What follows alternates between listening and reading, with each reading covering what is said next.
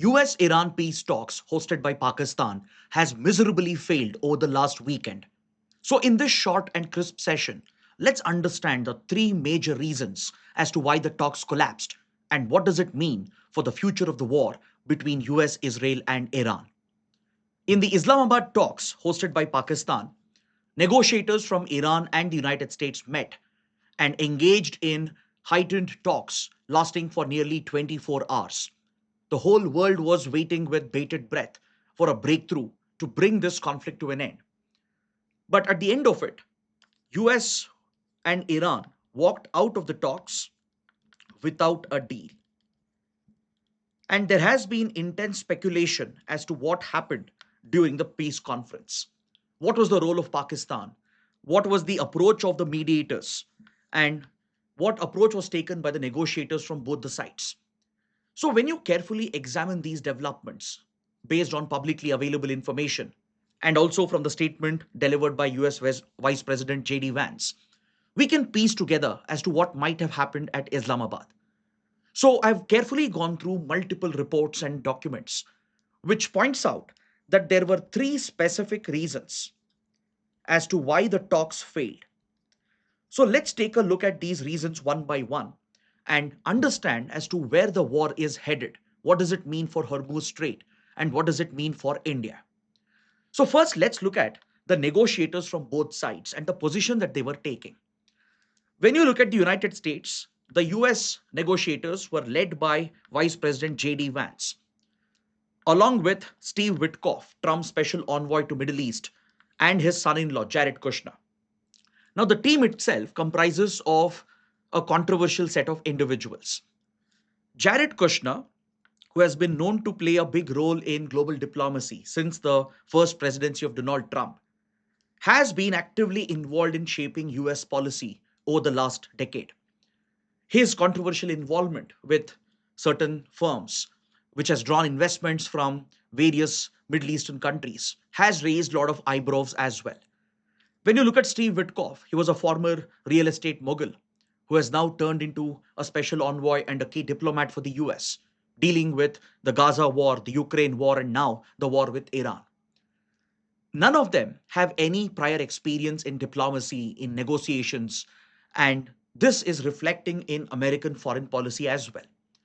And if reports are to be believed, when US launched the war against Iran on 28th Feb, at the Situation Room in the White House, there was one high ranking official who opposed the war, and that was JD Vance, the vice president. Though JD Vance said that he will stand with President Trump, but he did express his concern about US going to another war, which could turn unpopular. So, this aspect plays a big role here because the negotiating team was made up of a couple of known warmongers, Jared Kushner and Steve Witkoff, who have been pushing the region towards the brink of conflict. Jared Kushner's close ties to Israel and Netanyahu has also come under scrutiny and controversy. But JD Vance was hoping to play that role to try and carve out a middle path to try and end this war as soon as possible. So it was an interesting mix from the American side. And there was a lot of hope that this set of negotiators could possibly work out a deal. But when you look at the demands presented by the Trump administration, it was very clear that these demands were maximalist in nature. They were seeking to extract maximum commitments from Iran. First and foremost, the American demand was to seek a complete end to Iran's nuclear enrichment program. They wanted guarantees from Iran that it would shut down its nuclear weapons program and even dismantle all its nuclear enrichment facilities at Natanz Fordo and hand over the enriched uranium stockpile, which is stored underground at Isfahan. Iran is said to have 400 plus kilograms of highly enriched uranium, which is close to weapons grade uranium. And US wants Iran to hand this over to the International Atomic Energy Agency and allow IAEA inspections at its nuclear facilities. Now, given that US and Israel have bombarded Iran, eliminated its leadership, it was highly unlikely that Iranian negotiators would ever agree to such maximalist demands. In fact, the war primarily began over these concerns. And right before the war started, at the Geneva talks, it was widely reported, especially by Oman, which was acting as a mediator then, that Iran had agreed to some of these commitments, that Iran was willing to give some guarantees on its nuclear enrichment and weapons program, and even possibly consider handing over the stockpile of highly enriched uranium. But despite Iran showing the willingness, if US and Israel went on to attack Iran, then why would Iran agree to those commitments now without extracting any further guarantees from US and Israel? So these negotiations were set to fail from the beginning. The US also demanded that Iran should accept a regional peace framework and de escalate the tensions with regional allies, with the Gulf monarchies. That is something Iran finds unacceptable as of now, because according to Iran, this is leverage. Attacking American military bases in UAE, Saudi Arabia, Kuwait, Qatar is what gives leverage to Iran in this conflict. Then both US and Israel have been demanding that Iran should stop sponsoring all the regional terror proxies, from Hamas to Hezbollah to the Houthis. And Iran would never ever give this up. This has been a key weapon in the hand of Iran to try and counter the Israeli and American aggression from many decades. Iran would never agree to any such commitments to stop sponsoring these proxies. Moreover, all these issues are rooted in the Palestinian question and goes all the way back to 1947-48. Then along with that, US was demanding Iran to give up its other primary leverage, which is to fully reopen Strait of Hormuz and allow ships to pass through freely as per international law, as per the UN clause, which guarantees freedom of navigation without charging any tolls. Because there have been reports that ever since the war began and ever since Iran blockaded Hormuz, Iran has allowed some vessels to pass through, but after collecting heavy tolls, up to $2 million per vessel, which is financing and funding the Iranian regime, the IRGC, and its military operations. But as you can see, these demands, which were part of the 15-point peace plan proposed by Donald Trump, they all appear to be maximalist. And there was no way that Iran would have agreed to such a compromise. Now, when you look at the Iranian side, the second major reason why the talks failed, the Iranian negotiators were received by Asim Munir and Shahbaz Sharif, led by Abbas Araghchi, the Iranian foreign minister, and as well as Mohammad Ghalibaf, the speaker of the Iranian parliament. See, Abbas Araghchi, the foreign minister, is seen as a slightly moderate leader who can align and work with Western countries, who can even engage in talks with probably Israel. He's seen as a slightly more moderate figure in an otherwise radical conservative regime. Whereas Mohammad Ghalibaf, who is quite popular in Tehran, previously he was the mayor of Tehran as well, and he rose up the ranks within the IRGC. So he is known to be a hardliner, someone aligned with the Ayatollah, the Shia theocracy, and the IRGC commanders. But he is also considered to be a pragmatic leader, someone who can make pragmatic choices when it is required while being aligned with the hardline conservative ideology of the Iranian theocracy. So these negotiators also took a very maximalist position. They were unwilling to make any kind of compromise with regard to demands raised by the US. Iran said it will not give up its nuclear program and enrichment. Iran negotiators also said they will not hand over the enriched stockpile of uranium. Now, this was non-negotiable for the US because this was the very purpose of the war. And US would never accept a deal without any conditionalities on Iran's nuclear program. Along with that, Iran has been demanding a ceasefire on all the fronts. Because this war is not just between US and Iran and Israel and Iran. Israel has opened other fronts, particularly against Lebanon. And what was controversial was that right before the talks could begin, after the 2 week temporary ceasefire was agreed to, Israel has carried out massive bombardment in Lebanon aimed at civilian targets. In the name of targeting Hezbollah, Israel has been bombarding Lebanon, leading to a lot of civilian casualties. And this has attracted a lot of global criticism. So Iran firmly rejected Israel's aggression, and it wants a commitment and a guarantee that the war will cease on all the fronts, from Iraq to Iran to Syria to Lebanon to even as well as the Palestinian territories. So this is something neither Israel nor US would ever agree to. The US has said that there was no commitment under the temporary ceasefire to stop the war on the other fronts. Then Iran wants a security guarantee from US and Israel that they will never attack Iran in the future. Now, neither US Israel will ever commit to this. And Iran's main priority at the talks, according to reports, was the immediate lifting of the economic sanctions which has crippled Iran's economy from decades. They wanted some of the foreign assets of the Iranian regime to be defreezed so that Iran can access the funds and the assets that are frozen abroad. And they wanted a lifting of the sanctions. But US would never agree to these concessions unless and until Iran would make a compromise on its nuclear program and its sponsorship of terror proxies in the region. So as you can see, both sides had taken a hardline position. Though the talks reportedly were friendly, both sides were having different goals in mind, and their approach towards the talks were entirely different. Then you have the third reason: Israel playing spoil sport. Israel from the beginning has been very clear that it does not want to negotiate. It doesn't want to lose this opportunity. As I told you, when the 2 week ceasefire was announced a few days ago, in the run up to these talks in Islamabad, Israel immediately carried out massive attacks in Lebanon, carrying out large scale bombing in Beirut during daytime, where more than 350 plus civilians were killed. So Iran has raised a major objection to this: the targeting of civilians. And Iran would like to protect its proxy, Hezbollah, which has already been weakened and decimated. Israel would not let go of this opportunity to eliminate Iranian proxies. Iran has already weakened its influence in the region, right? And Israel has been able to almost decimate Hamas in Gaza. Israel is now taking aim at Hezbollah as well. Its top middle leadership has been wiped out. Israel has also pushed back the Houthis in Yemen. So it wants to use this upper hand, use this opportunity to try and decimate these terror proxies. Then Israel also has vowed to continue its military aggression, if required, even against Iran. That Israel is not going to stop.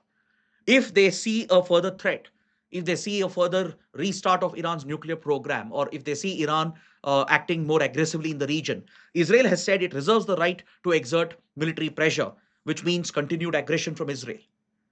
And there are disturbing developments from Netanyahu's side, where the war cabinet and some of the hardliners within the Likud party, they are talking about a greater Israel, annexing more territory in the region.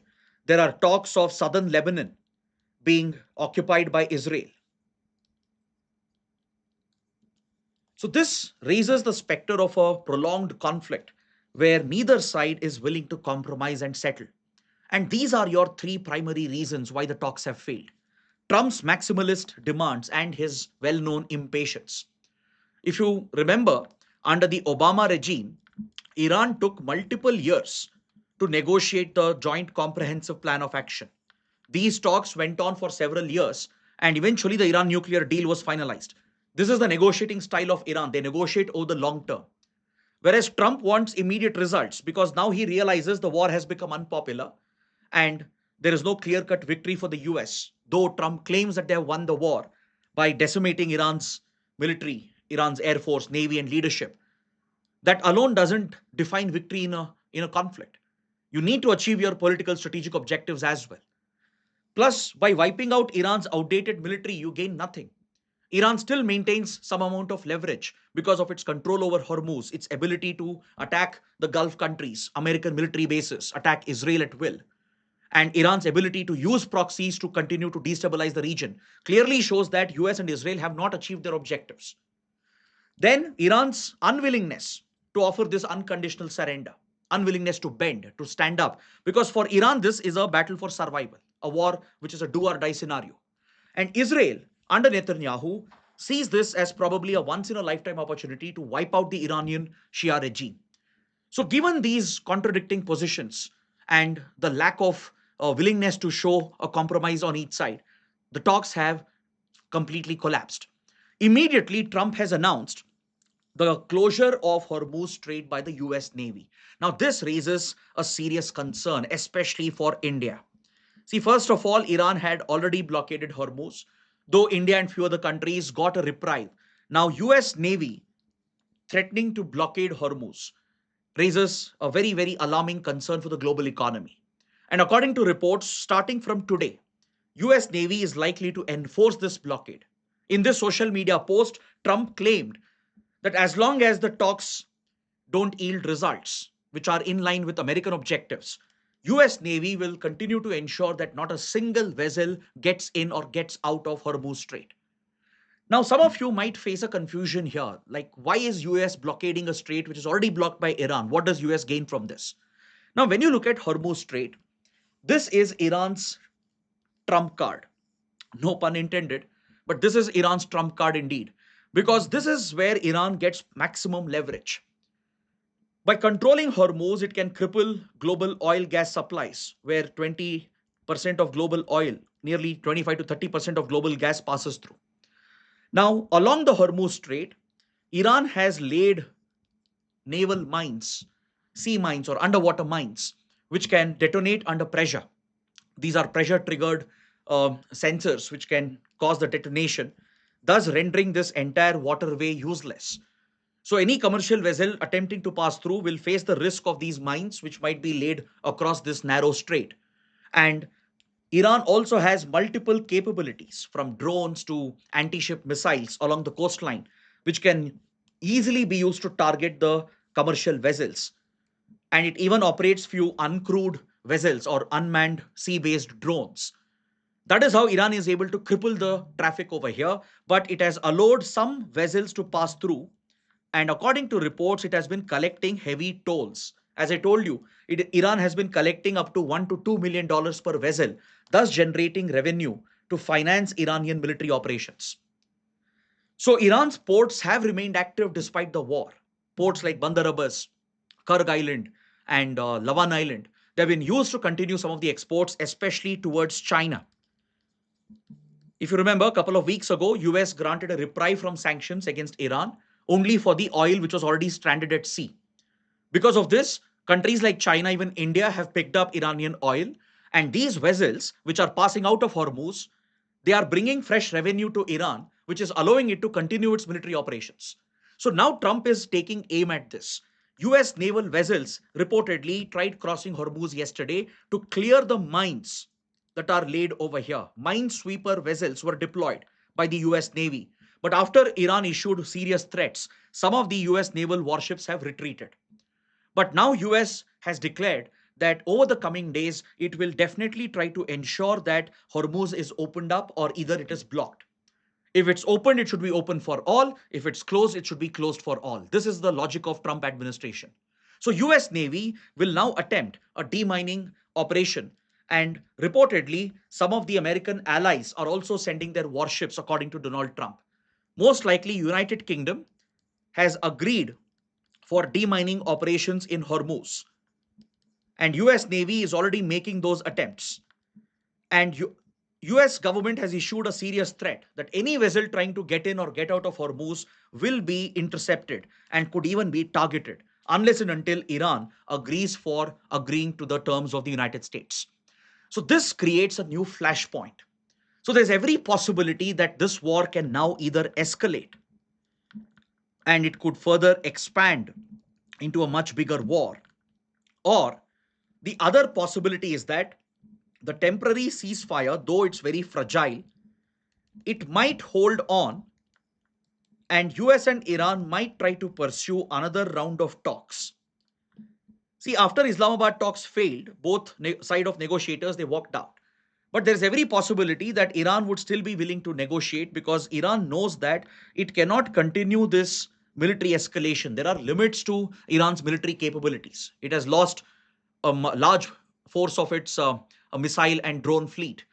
And Iran understands that Hormuz is its only leverage, which can't drag on and continue for a prolonged period. So Iran is also looking for an exit. US also wants a desperate exit by claiming some sort of victory, and same with Israel. So that creates a potential opportunity for further talks. And Trump has said that Iran is showing the willingness to talk again. There have been latest reports that maybe Switzerland, which has historically been known to be a diplomatic go through between US and Iran since they don't have diplomatic ties, has offered to step up as a mediator, which again highlights the limited role that Pakistan was playing as a mediator.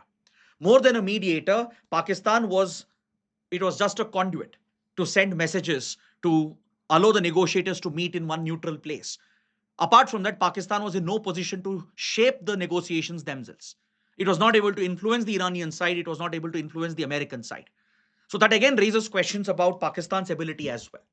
So now, any of these extremes can happen. Either the ceasefire will continue to hold, talks might continue, you might see some sort of a breakthrough.